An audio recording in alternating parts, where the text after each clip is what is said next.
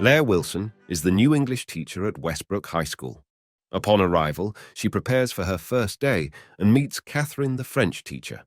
Later, Claire extends a warm welcome to her senior class, where we're introduced to Eric Walker, a talented student and a promising athlete during soccer practice. Eric's friend Logan notices Claire leaving the school premises and comments on her attractiveness. Eric then mentions that she's his new English teacher, but Logan playfully asserts that she's too hot to be a teacher at home. Claire becomes increasingly dissatisfied with her marriage to her husband Matt, who often travels that evening. Claire receives a message that her husband won't be returning home as planned due to his flight being cancelled. Rather than finishing her wine and frozen dinner, she decides to go out to dine alone. Meanwhile, Eric goes to work at the diner before joining us friends Logan and Josh to smoke weed. Following this, they return to the diner where Claire happens to be enjoying her. However, Logan and Josh take an early leave, and Eric and Claire find themselves alone. As they get talking, Claire shares a bit about herself, mentioning that she went to the University of Texas, which happens to be Eric's dream university.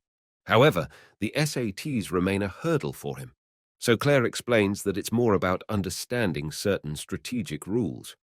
Intrigued by this, Eric asks if she'd be willing to tutor him. Surprisingly, she agrees to his request. Disregarding any potential ethical concerns once they've finished their meal, Claire offers Eric a ride home, and she mentioned her brother residing nearby. As they continue their conversation, it becomes evident that this encounter leaves a lasting impression on both of them. The next evening, Claire lies to her husband that she has plans to meet with Catherine, but then goes to the diner to help Eric with his LSAT preparation. One evening, Eric attends a party hosted by his friend, but suddenly the police arrive outside. An officer pulls him aside and asks him to take a breathalyzer test, which reveals that Eric is heavily intoxicated. Just then, Eric notices the officer's name tag, which reads Wilson, and realizes that the officer is Claire's brother Nate, desperate to get out of the situation. He decides to leverage his connection with his teacher and asks if she can be contacted to come and pick them up. Ultimately, Nate calls Claire, who agrees to pick Eric up and even manages to convince her brother to let her go. As she arrives, Claire gives them an obligatory lecture for his foolishness and warns them not to reveal that she picked him up or that Nate let them off the hook. Regardless, she laughs at Eric's silly actions and even suggests dropping the formalities and using her first name Claire outside of school the following morning. Claire surprises Eric by showing up at his house and spontaneously asking him on a field trip to the University of Texas. Later on, he confesses that he feels he can trust Claire and apologizes once again for the other night. Their conversation gets interrupted by Cody, Eric's friend, who happens to be a student at the university. Cody that invites both of them to a house party, and Claire accepts on Eric's behalf. Later that evening, Claire returns home to discover that Matt has spent a significant portion of their savings on musical instruments. Infuriated and filled with resentment, Claire reluctantly accepts Eric's friend requests that night. At school, Eric spots Claire in the distance down the hallway and approaches her as they enter her classroom to talk. He expresses his fondness for the moments they spend together outside of school. Unexpectedly, he tries to kiss her, but Claire immediately stops him and requests that he leave. The next day, Eric stays behind after class to have a conversation with Claire about their kiss. However, she quickly interrupts him and firmly states that what happened yesterday was unacceptable. Moreover, Claire expresses her concern that her life would be ruined if anyone discovered what occurred. Eric reassures her that he hasn't revealed anything to anyone and has no intention of doing so. Although Claire initially hesitates about continuing to tutor him, Eric explains that he can't afford the classes that everyone else is taking. Reluctantly, Claire agrees as Eric guarantees that won't happen again. Later that day, she notices Eric talking to Allison in the distance. Curiously, Claire eavesdrops on the conversation as he persuades the girl to attend the homecoming dance with him. The following day, Eric receives a text from Claire asking about their tutoring session, but he doesn't respond. Meanwhile, she grows impatient while waiting at the diner, but eventually heads to the homecoming party. At the party, Allison and Eric take to the dance floor as Claire pays close attention. Afterward, she intercepts Eric in the hallway and expresses her disappointment that he failed to show up after pleading with her to tutor him. In response, Eric confesses to being strongly attracted to her and worries that he won't be able to control himself throughout the rest of the party. They exchanged multiple meaningful glances later. Clearly, it's Eric outside to her car, and they drive away from the party. As they reach a secluded location, she reassures them that they don't have to proceed if he's not comfortable with it. Then, upon receiving Eric's consent, she asks him to move to the back seat, and before long, they're to hook up. Afterward, Claire arrives home and chuckles to herself while sitting alone in her car. The next day, Eric meets with Josh and Logan and pretends he was sick, using that as an excuse for leaving the dance early. He then ponders his night with Claire and sends her a message recounting it. As the conversation progresses, Eric's messages become more actual, but Claire quickly deletes the messages without responding to them. After the class ends, Claire approaches Eric and suggests scheduling more tutoring sessions since the SATs are just 2 weeks away. She then offers to meet them after practice that night, and they agree on the arrangement. Once together, she emphasizes that if anyone were to find out about their relationship, she would be in trouble. So Claire sets a few ground rules, such as not taking any photos and changing her name on Eric's phone. Furthermore, Claire also demands that they only meet once a week on Mondays. Nevertheless, she reminds Eric that it is Monday, and they hook up once again in her car. The next evening, Eric's mother, Cindy, goes out on a date, leaving Eric in charge of his siblings. Meanwhile, Claire drinks with Catherine, who notices a hickey on her neck. Shortly after that, Claire goes to the bathroom and gazes at her reflection before taking a picture of her cleavage. She then sends it to Eric and eventually asks to see him, although initially explaining that he can't meet. He subsequently sends a text suggesting they meet at their usual spot. Then once they're together, Eric hesitates and asks her about their boundaries. Suddenly, he blurts out that he's never been with someone like her before. Claire also reassures him that she feels the same way and that to hook up yet again. On Eric's birthday, Claire takes him out on a vacation to spend some time together. The next morning, the two wake up together, but their cozy moment is interrupted by a call from Matt. Eric then quickly gets dressed and watches Claire. She talks to Matt about his band's first gig later that evening. Eric reminds her that it's their final night together, as she'll soon go back to Matt. He then questions the true meaning of their relationship and wonders if it's merely a result of boredom, reminiscent of a stereotypical housewife. In response, Claire admits to wanting to stay together, but acknowledges that it's not possible. Hearing this, Eric apologizes and tries to comfort her, assuring her of his love and affection. Soon after, they head back home, and Claire attends Matt's first gig, accompanied by Catherine as they get talking. Catherine speculates if she's been having an affair. Claire doesn't deny this, but hesitates to reveal the identity of her boyfriend. Meanwhile, Catherine persistently asks, promising to keep it a secret as Claire continues to drink. She eventually reveals that her boyfriend is Eric Walker, leaving Catherine stunned. Catherine then reminds her that Eric's her student and argues that it constitutes a significant abuse of power. Bizarrely, Claire defends herself, insisting that he's an 18-year-old adult and they genuinely love each other. However, Catherine maintains that he's just a kid, and it says that she'll have to report her. The following morning, two investigators, detectives Janice and Detective Rick, arrive at Eric's house to interrogate him regarding his relationship with Claire. When asked if he's ever met Claire after school, he reluctantly admits to receiving tutoring from her. Eric makes every effort to safeguard their secret, but the detectives reveal that they're aware of their illicit relationship elsewhere. Matt confides in Nate about Claire's infidelity with one of her students. However, Nate believes that the authorities might not press charges if Eric states that the relationship was consensual. Meanwhile, Eric calls Claire to meet up, but she refuses and abruptly hangs up the phone. Following this, Matt assures her of his love and admits to wanting to salvage their relationship. He then proposes that they hire a lawyer and seek therapy in order to work through their challenges and avoid losing each other. On the other hand, Logan and Josh meet up with Eric to inquire about his relationship with their teacher. Logan envisions Eric becoming a legendary figure, but he dismisses such notions concerned about Claire.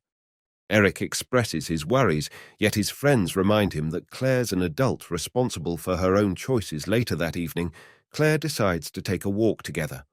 Thoughts, however, she changes her mind and gets into a car to meet with Eric. Claire drives them to a secluded spot where Eric apologizes for revealing the truth.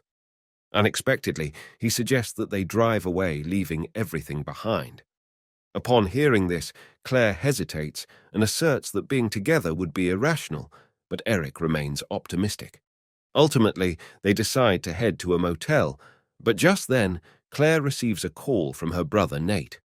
He expresses concern for her whereabouts and warns her that she could potentially face kidnapping accusations.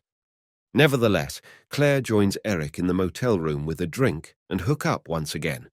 The next morning, Eric checks his phone to find several missed calls from his mother, Josh, and Logan.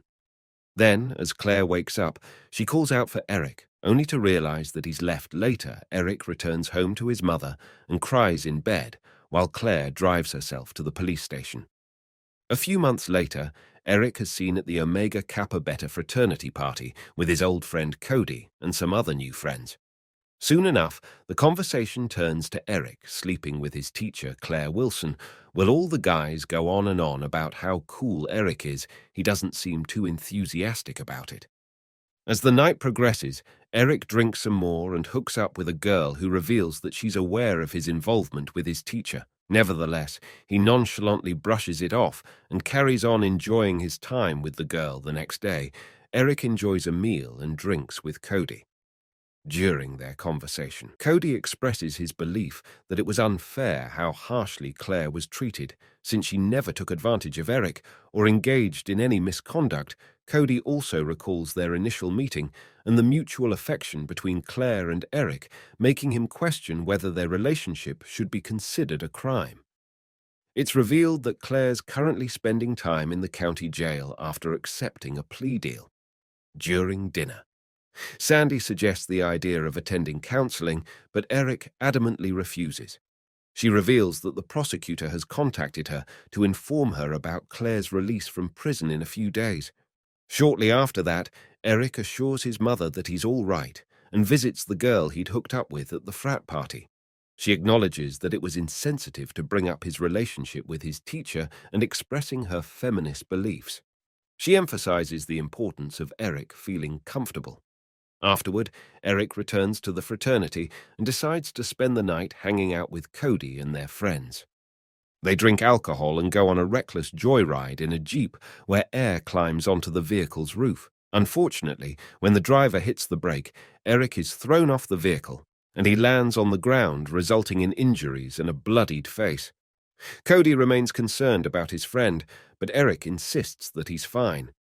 The next morning, Eric hits the fraternity house and is warmly welcomed into the fraternity. That evening, the new pledges are introduced to a stripper named Karen.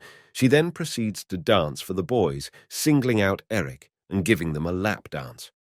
However, Eric becomes upset and leaves, followed by Cody, who's concerned about his friend's state of mind. Upon returning to his dorm, Eric encounters a guy named Micah, who recognizes them as Ryan's roommate.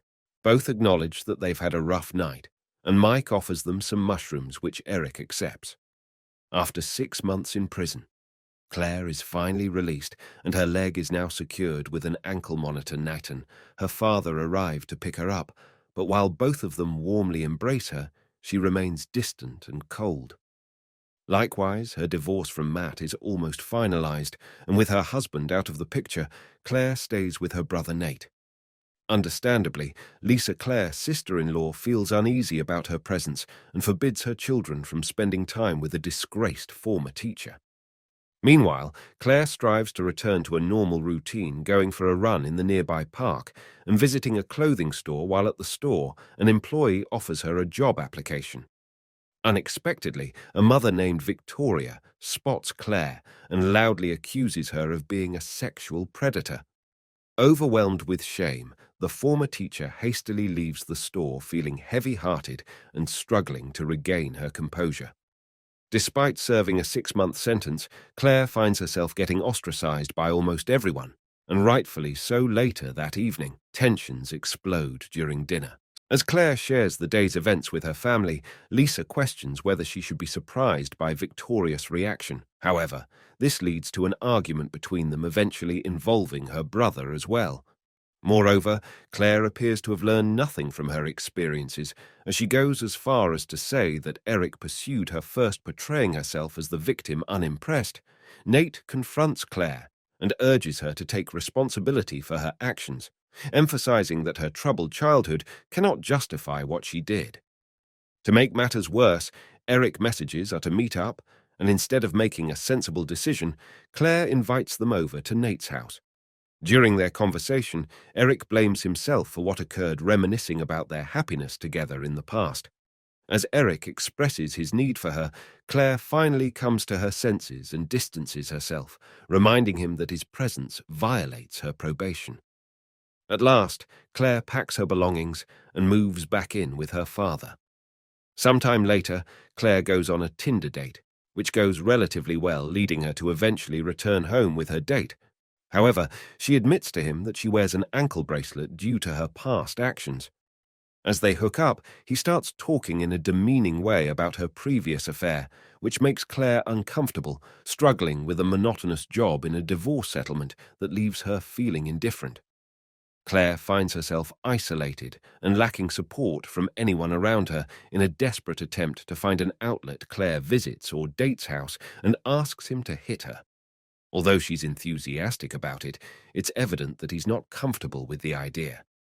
After he strikes her forcefully across the mouth, he panics and asks if she's okay. However, Claire silently gathers her belongings and leaves back at home. Claire returns and vents her frustrations on her father, which eventually causes her to break down in return. Her father provides a sympathetic ear and assures her that she'll find a way to overcome her challenges. Meanwhile, Eric continues to face difficulties, lying in bed with apathy. He shows no interest in the college experience, skips classes, and displays a different attitude. Eventually, Eric goes to a bar where a group of girls surrounds them and include them in their toast. He ends up dancing with a girl who reveals that she's not interested in hooking up, since she's just come out of a long-term relationship. Afterward, Eric goes home and sees his mom finally accepting that he needs help. 10 years go by after the predatory student-teacher relationship between Claire and Eric currently leads therapeutic wilderness camps, and he sits by campfire discussing the upcoming high school reunion with his friend. Although initially unsure if he should attend, he ultimately returns to his home to attend his high school reunion. Meanwhile, it seems that Claire's found stability and has moved forward from her life. She is now happily married to a man named Jeffrey and his 2 children. Then, Claire's family gathers together at her father's place to celebrate his birthday. However, an unexpected meeting at the grocery store resulted in an uncomfortable reunion between Eric and Claire as well. They exchange awkward pleasantries, and Eric leaves without his groceries and heads home. Following this, Claire finds it difficult to get Eric out of her mind throughout her father's birthday celebrations. Meanwhile, Eric catches up with his friends and attends his 10-year high school reunion. During the party, his friends have moved on, but Eric reconnects with Allison, an old fling from the past. Surprisingly, Eric receives a message from Claire after their encounter asking to meet for lunch. While at the restaurant, they engage in casual conversations at first, but Eric finally confronts his former teacher. Claire also admits that she wanted to reach out for years, but lacked the courage to do so. After a decade, Eric acknowledges that their relationship had a profound and devastating impact on his life, revealing the details of Claire's predatory behavior. Furthermore, he emphasizes that it was often Claire who initiated significant moments in their relationship. Yet she's still in denial about this fact. It's evident that Eric has been deeply scarred by the predatory relationship, admitting that he's lost several years of his life in the process of recovering from the trauma. Moreover, he points out that while his life was essentially shattered by the entire ordeal, Claire has moved forward with her own life. Despite Claire's apology, there appears to be an underlying tone of self-victimization in her words. She claims that life has been equally challenging for her and mentions the difficulties she faces in finding stable jobs or participating in PTA meetings. Claire adds that she fears how her past could easily be exposed, which will alienate her from other parents. Regardless, Eric's unwilling to entertain her justifications. Finally, he asserts that Claire is still making the situation primarily about herself. Disregarding the fact that he's the one who suffered is the victim fed up with clear self-centeredness. Eric affirms that both of them will have to live with the consequences of the past and walks away. Subscribe for more videos like this, enable notifications, and leave a like to support the channel.